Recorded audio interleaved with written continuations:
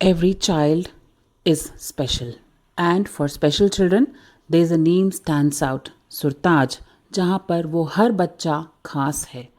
It is not just a name, but a belief that every child deserves love, respect, and opportunities. So together, we are creating a world where every child truly matters.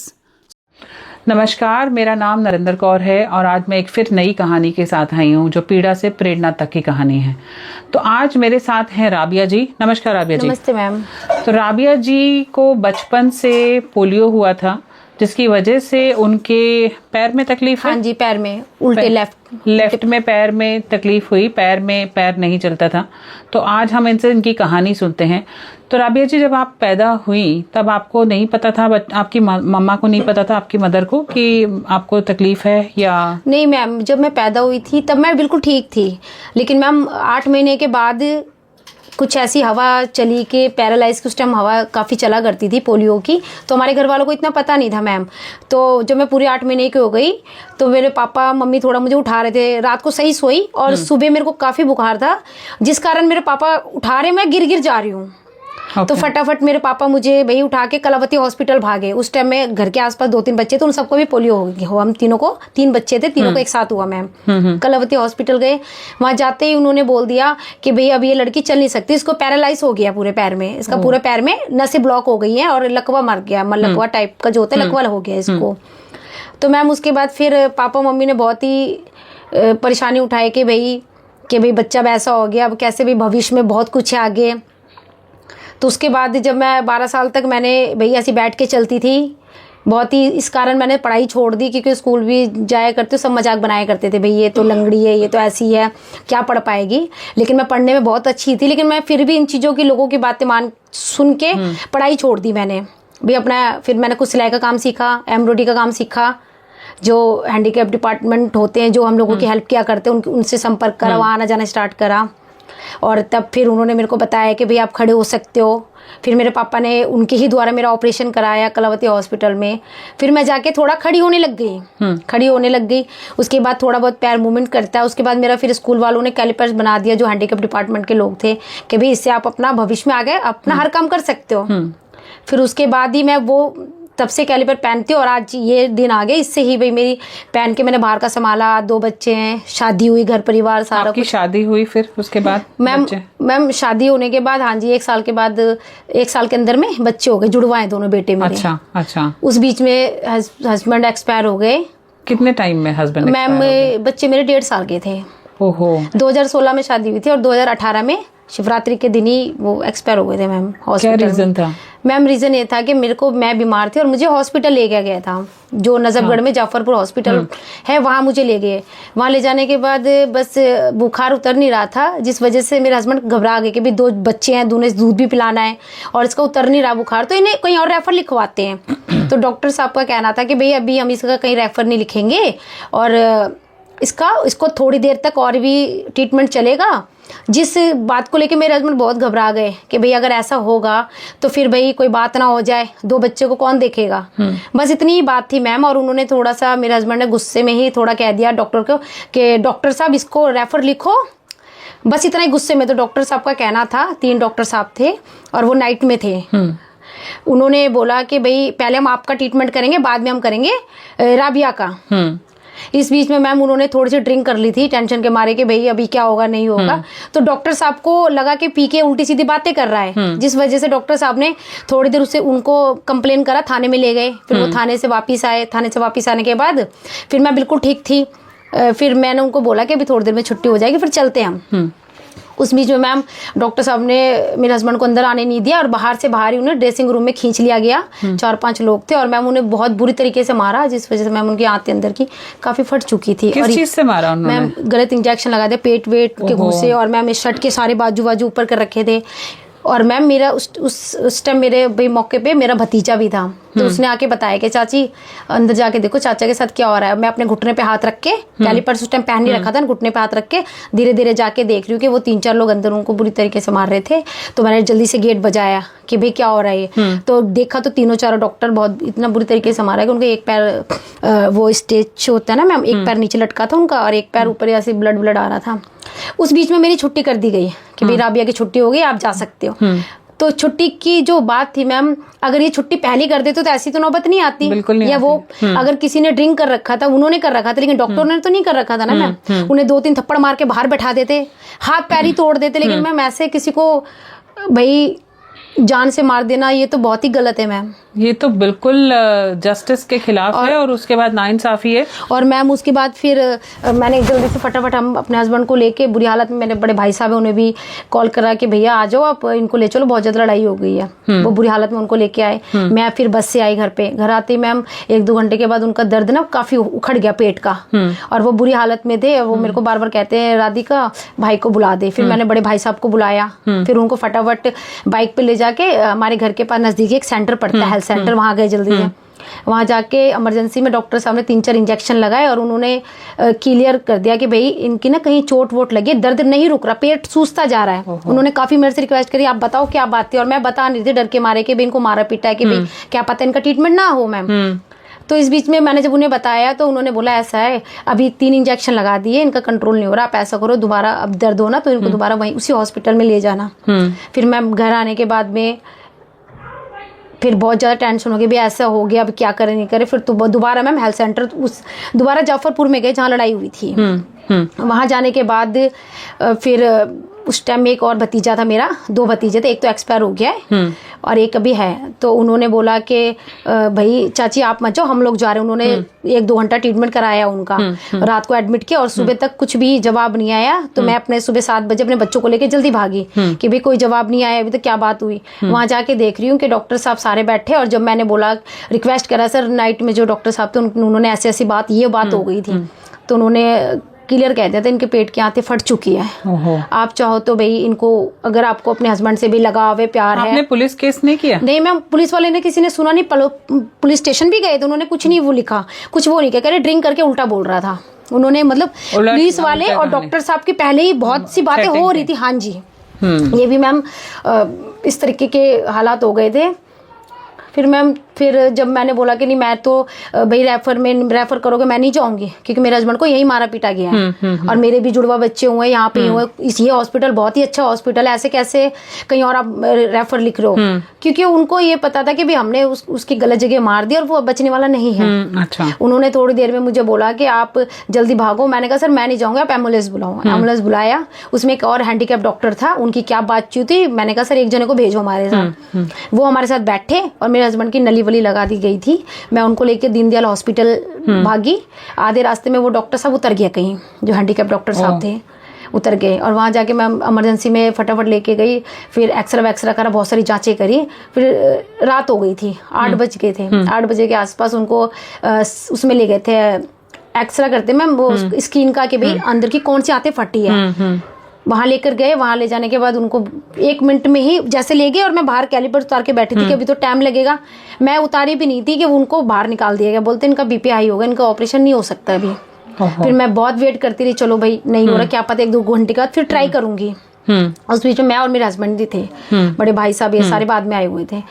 तो ma'am फिर देखते देखते 10 बज गए। फिर night में दूसरे doctor साहब आए, उनसे मैंने रिक्वेस्ट किया, मैंने कहा सर एक बार आप देख लीजिए, बहुत ज्यादा दिक्कत हो रही है, पेट वेट काफी सूज गया और पानी का पूरी वो थैली वली लगा दी है उनकी। तो उन्होंने वो आए जल्दी और मेरे को कहते हैं इनको ना कहीं बाथरूम मत ले जाना, इनकी हालत ज्यादा खराब हो चुकी है। बस इतनी ही बात थी मैम, इतनी बात। ये बात 2018 की है? हाँ 2018 की बात। तो उसके बाद उसके बाद मैम फिर वहाँ से बस थोड़ी देर में मैम एक्सपायर हो गए वो। उसी टाइम पर? हाँ, उसी टाइम पे रात के 12:05 हो चुके थे मैम, एक्सपायर हो गए उस टाइम में। बॉडी 2 साल की शादी के अंदर? हाँ जी। तो आपकी तो जिंदगी में तूफान आ गया मैम। तूफान ही है, और ऊपर से हैंडीकैप, और मैम घर का कोई सपोर्ट नहीं है। और आप अकेली रहती हैं? मैम घर में जेठ जेठानी सारे, लेकिन मैम मैं मुस्लिम, मेरे हस्बैंड हिंदू थे। अच्छा। घर वाले ने बहुत राजी से शादी करी थी, भी लड़का बहुत अच्छा है। घर परिवार मैम लव मैरिज थी? नहीं, लव मैरिज नहीं थी मैम। अच्छा। पापा की और मेरे हस्बैंड के पापा की, इनकी थोड़ी जान पहचान थी। मेरे जी। पापा बिजली का काम करते थे और ये कारपेंटर का काम करते थे भाई, अपनी बातचीत जी। अच्छी थी।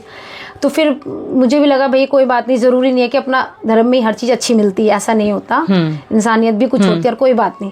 मतलब मैं बहुत ज़्यादा ही खुश थी, लेकिन मैम एकदम से 2 साल के अंदर में इतना बड़ा तूफान आया। उसके बाद आपकी जिंदगी में क्या अब मैम कैसा मोड़ आ चुका है? मैम उसके बाद फिर मैं हार नहीं माना मैम। मैंने घर का कोई सपोर्ट नहीं था, मैंने भी सोच लिया ठीक है भाई उन्होंने गलती की है, मैं उनको सजा दिला के रखूंगी। मैम मैं अपने दोनों बच्चों को लेके अपने इसी कैलिपर के द्वारा मैम, घर पे भी एक हैंडीकैप भाई है मैम मेरा भी 38 साल का है, वो भी मेंटली बिल्कुल पागल है। उस बीच में पापा भी एक्सपायर हो गए, भी एक छोटी बहन है जो अभी मेरे थोड़ी दिक्कत हो गई तो आई हुई है।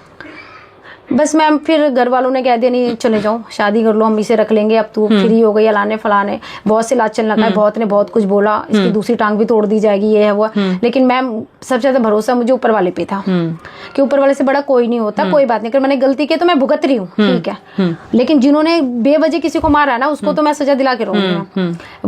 2019 से लेके मैम अभी तक काफी भागा दौड़ी करी मैंने, और उस बीच में मैंने एफआईआर दोबारा कोर्ट भी मैंने मुझे इतना पता नहीं था मैम यहाँ के बारे में, लेकिन पूछताछ करते करते थाने गई, थाने से फिर कोर्ट का पता करा, कोर्ट गई, कुछ थाने में भी अच्छे लोग थे, उन्होंने बताया ऐसे ऐसी बात हुई तो आप सीधे कोर्ट जाओ, यहाँ पे सुनवाई कहीं नहीं होगी आपके ऐसे। कोर्ट जाने के बाद फिर 12-13 महीने के अंदर में एफआईआर लिखी गई। उस बीच में फिर काफी दिन तक सीसी कैमरा मंगाया जज साहब के ऑर्डर पे कि भी आप देख कर आओ इसके साथ क्या क्या हुआ है। हॉस्पिटल वालों ने सारा कुछ सबूत मिटा दिया था मैम। अच्छा। लेकिन मेरे पास एक ऐसी पर्ची थी जिस पर्ची पे मुझे इतना पता था कि मैं इस टाइम एडमिट थी और इस टाइम उनके साथ ऐसा हुआ था। अच्छा। उस पर्ची को मैंने फिर कोर्ट में पेश किया। आप में बहुत हिम्मत है मैम बिल्कुल। और मैम फिर वहाँ भी एक और मेरे को वकील मिली थी, वो भी हैंडीकैप थी, उन्होंने भी बहुत सपोर्ट किया कि देखो भैया अभी तो हम फ्री में आपका लड़ रहे हैं, लेकिन भैया आगे भी कैसे कैसे वकील मिलेंगे। कुछ केस भी ऐसा था मैम कि हर कोई लड़ना नहीं चाह रहा था। फिर भी मैम बहुत ज्यादा ही मैं आपकी हिम्मत की दाद देती हूँ, क्योंकि आपने जो हिम्मत दिखाई है ना इसके बाद, बिल्कुल, क्योंकि बहुत लोग टूट जाते हैं और बहुत लोगों की जिंदगी खत्म हो जाती है, बिल्कुल, पर आपने उठ के आवाज उठाई है। और मैम वो दिन आज का दिन है, जिन्होंने मारा था वो तीनों डॉक्टर कोर्ट में आते हैं। अभी मेरी कल ही की डेट थी, अब मार्च की है, 24 मार्च की डेट है। और मैम पहले ये लोग कहते थे कि भाई हमने नहीं मारे, अपना सारे प्रूफ दिखा रहे थे ऐसा है वैसा, लेकिन मैम सीसी कैमरा मैंने दोबारा मंगवाया, पेन ड्राइव बनवाया, जज साहब को के सामने पेश किया, अपने वकील को भी। मैम अभी जो वकील है वो है हमारी प्रीति मैडम के द्वारा है, जो प्रीति मैडम है शाम बिहार में उनका अपना एनजीओ है और जनकपुरी में भी है। उन्होंने मेरी काफी हेल्प करी बच्चों के मैम, कुछ खाने पीने से, कुछ बच्चों के कपड़े से, कुछ मेरे कपड़ों से, कुछ मैम उन्होंने फिर मेरे को मशीन दी कि आप कुछ काम करो घर में, भाई आपको सिलाई आती है तो आप कहीं जा नहीं सकते, काफी हेल्प करी। और मैम तब से लेके मैम बस अभी तक मैं लड़ी रही हूँ। और मैम मुझे तो बस इतना ही पता है कि कोई बात नहीं मैम, शरीर का अगर सारा भी अंग खराब हो जाए ना फिर भी हिम्मत हारनी नहीं चाहिए। बहुत बढ़िया, बहुत बढ़िया। और मैम उस बीच में मैम घर वालों का मतलब कोई सब बच्चों को कैसे पालती हो? मैम मेरे को 2,500 जो पेंशन मिलते है, कुछ सिलाई का काम कर लेती हूँ उस, और कुछ मैम ये छोटी बहन आई है, ये कुछ भाई जॉब करती है मैम, ये थोड़ा बहुत हेल्प कर देती है कि भाई अपना घर का गुजारा कैसे चलता है आपका? मैम बस और कुछ नहीं है, कुछ नहीं है। नहीं मैम, किसी सिलाई कढ़ाई से? मैम सिलाई का तो मैम कभी कभार का काम होता है, अभी तो मैम पास में इतनी सिलाई की दुकान, अभी कोई काम ऐसा आता नहीं है मैम। हाँ जी, तो मैम कहीं एनजीओ में भाई जहाँ जहाँ हेल्प मिलती है वहाँ भाई मुझे कांटेक्ट करके बता देते हैं, भाई हम अपनी तरफ से ये करेंगे, ये बच्चों के कपड़े ले जाओ या आप अपने ले जाओ, जो भी है। तो मैम बस इससे कोई आके समाज वाला भी कोई हेल्प नहीं करता? नहीं मैम बिल्कुल भी नहीं। किसी ने आज तक आपकी मदद नहीं की मिनिस्ट्री में लेके? नहीं मैं बिल्कुल नहीं की। और जिस टाइम में मैम एक चीज और मैं बताना चाहती हूँ, मेरे हस्बैंड की मैम 13 फरवरी के दिन डेथ हुई थी उनकी, और 14 फरवरी के दिन मैम जो सारे भाई शादीशुदा भी हर तरीके के लोग मैम अपनी खुशियां मनाते हैं, उस दिन मेरे हस्बैंड का मैम बॉडी घर में पड़ी हुई थी उनकी। और उस बीच में सब आके बार वैलेंटाइन डे को, हाँ जी, उस दिन सब आके पड़ोस के भी सब कह रहे कोई बात नहीं, इनका अंतिम संस्कार कर दो, क्या पड़ता है, पुलिस वाले भी कह रहे आसपास के काफी कर दो। क्या मैंने कहा जब अगर ये मर गए ना तो हमें नहीं पता चलेगा ये मरे कैसे हैं, क्योंकि मैम जब इनकी जहाँ पे एक्सपायर जिस हॉस्पिटल में होते तुरंत 5 मिनट के अंदर में जो बॉडी पैक करके भेजी, अरे अगर ये अपनी जान से मतलब इनका पोस्टमार्टम करो, क्योंकि मैम बिना पोस्टमार्टम के कोई बॉडी नहीं भेजती। आपने कराया पोस्टमार्टम? मैम उन्होंने करा नहीं, मैंने दोबारा कराया। अच्छा। मैंने बॉडी दोबारा भेजी। बहुत हिम्मत है मैम। मैंने बोल दिया कि भाई जितने पुलिस वाले एमएलए यहाँ के विधायक काफी आए थे मैम, नहीं आप बिल्कुल नहीं, ये तो आपने पोस्टमार्टम दोबारा कराया? दोबारा body का? कराया। जो पोस्टमार्टम दोबारा कराया मैम, वो पहले हुआ था आपका दीनदयाल हॉस्पिटल से, उसमें भी मैम इन्होंने कर दी थी हेरा फेरी कि भाई वो पहले पेट में दर्द था, ये था वो, फिर भी मैंने हारा। मैंने कहा नहीं सर, फिर जज साहब से मैंने एक बार और रिक्वेस्ट करा, मैंने कहा सर दोबारा ये मैम 2.5 साल के बाद जो रिपोर्ट थी ना, रिपोर्ट भी चेंज कर दी गई थी। फिर जब उनका तीसरा हुआ ना मैम पोस्टमार्टम, एम्स हॉस्पिटल में हुआ था जो बाहर एक विकलांग औरत के लिए कितना दिक्कत है, 2 छोटे छोटे बच्चे और आदमी की मृत्यु हो गई, पोस्टमार्टम भी नहीं होने दे रहे, पोस्टमार्टम की रिपोर्ट्स भी गलत। तो क्या ये इससे दर्दनीय कहानी कोई हो सकती है कि क्या इनको इंसाफ नहीं मिलेगा? इंसाफ के लिए वो लड़ रही हैं जबकि वो विकलांग हैं। तो आप समाज से क्या कहना चाहते हो? मैम समाज से तो बस यही कहना चाहती हूँ कि भाई जहाँ मैं भाई जिस समाज में रह रही हूँ भाई मुझे थोड़ा सपोर्ट करे, और क्योंकि कभी भी ये नहीं सोचना चाहिए कि भाई अगर किसी का कोई नहीं होता तो हमें हमेशा सोचना चाहिए कि भगवान किसी न किसी के रूप में किसी को भेजता है। अगर हम इन चीज़ों को सोच ले कि आज हमारे पास एक आदमी नहीं है, चला गया, या वो हमारी गलती से ही मर गया, तो अपने आप को अगर मैम उसने वो चला गया, अगर हम भी कुछ गलत कर लेंगे तो क्या ये समाज वाले को भी अच्छा थोड़ी ना लगेगा? हम तो मैम बिल्कुल हम ये तो सोचते चलो भाई आज एक आदमी चला गया तो क्या हुआ, इन समाज वालों को भी इन्हें भी लगना चाहिए कि भाई चलो एक नहीं है फिर भी उसने अपने हिम्मत से अपने बच्चों को पाला। बिल्कुल, क्योंकि मैम एक माँ ही अपने बच्चों को पाल सकती है। और बिल्कुल पाल और सकते तो मैम आपको किस चीज की जरूरत है? मैम मेरा पहचान पत्र भी मैम अभी तक मैंने 5-6 बार अप्लाई किया, वो भी नहीं बना। राशन कार्ड मैम मैं 2019 में अप्लाई कर दिया था जिसमें मेरे हस्बैंड की डेथ हो गई थी, वो तब से लेके मैम अभी तक नहीं बना है, जबकि मैंने कितने कैफे में पैसे इधर उधर से करके भाई बिना खाए पिए भी लगाए हैं मैम, और ना राशन कार्ड मिलता है मैम। भाई वही राशन कार्ड भी नहीं मिला है, पहचान पत्र भी नहीं बना मैम, उसका एड्रेस चेंज नहीं हुआ। और मैम कोई भी इतनी सुविधाएं आती है मैम, यहाँ पे सारे सबको सुविधाएं मिलती है हर तरीके की। भाई जैसे कोई विधायक जैसे इलेक्शन के टाइम में काफी लोगों को बहुत सुविधाएं मिली, लेकिन मैम मैं आज भी मतलब ऐसी थी कि कोई ना तो सपोर्ट देने आया ना सपोर्ट के लिए भी कहा कि भाई चलो आपको ये सुविधाएं मिल रही है, आपको भी मिलनी चाहिए। तो मैम सुविधाएं कुछ ऐसी नहीं मिली है। और मैम सबने ये भी कहा था भाई कहीं ना कहीं आपको नौकरी का भी थोड़ा बहुत हो जाएगा। जैसे हमारे पास में पहले विधायक थे, अभी तो वो दूसरे चेंज हो गई है मैडम, अमरजीत कौर थी शायद थी, तो मैम वो अब चेंज हो चुकी है। लेकिन अब दूसरा वहाँ भी एक बार पता कहते नहीं अब कौन देखता है भाई, अपनी पढ़ाई जितनी कर रखी है उस हिसाब से मिलता है, ये भी है। तो मैम सब कुछ ठीक है, लेकिन मैम कुछ तो कुछ भाई टैलेंट हमारे में भी तो होगा। बिल्कुल है मैम, टैलेंट तो आप में है, इतनी हिम्मत है आपके अंदर जो आपने लड़ लिया, यहाँ तक पहुंचे हो। पर आपको सपोर्ट की भी जरूरत है, बिल्कुल मैम, आपको सहारे की भी जरूरत है, कहीं ना कहीं आपको भी मदद, क्योंकि आप मैदान में खड़े हो, अकेले लड़ रहे हो उन 2 बच्चों के साथ, तो आपको भी उन चीज़ों की ज़रूरत है जहाँ पर समाज आपकी मदद कर सकता है। बिल्कुल मैम। और मैम आप ही बताइए मैम, अगर मैं बच्चों को भाई कहीं भी ऐसे मतलब कितने लोग बोलते हैं इसको हॉस्टल में डाल दो, ये चोर बन जाएंगे, चक्के बन जाएंगे, जो भी है, लेकिन मैम मुझे इतना पता है कि भाई जो बच्चे अपनी माँ की छतर छाए में अगर अच्छा बनना होगा तो अच्छा भी बनेगा, बुरा भी बनेगा। इसके लिए कोई जरूरत नहीं कि मैं हॉस्टल में डाल रहा हूँ उनको। बिल्कुल। और मैम मुझे तो इतना ही पता है कि मैम हमारे घर वालों को लेके थोड़ा सा बहुत ज्यादा, मैं मकान को लेके बहुत चिक थी, नहीं देंगे मैम, इसके लिए मैंने कोर्ट में केस डाला। भाई मेरे हस्बैंड का हिस्सा भी कैसे नहीं दोगे, मुझे कुछ नहीं चाहिए भाई, मैं भी ऐसे ही चली जाऊँ, मुझे कुछ नहीं चाहिए। लेकिन अगर बच्चों का हक है भाई, जो चीज मेरे बच्चों को मैम मिलना चाहिए। कल को अगर मैं मर भी गई तो कम से कम इस लालच में तो मेरे बच्चों को कोई पाल लेगा मैम। आपके बच्चे नॉर्मल हैं? हाँ मैम नॉर्मल है, 8 साल के हो चुके हैं। उनको पढ़ाओ लिखाओ, बिल्कुल उनको बड़ा करो।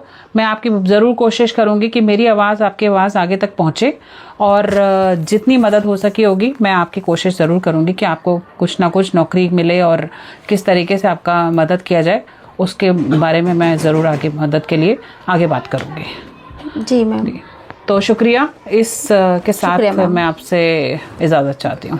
धन्यवाद। If this journey touches your heart, support us with a like, share and subscribe. Together, we can create a world where every child truly matters.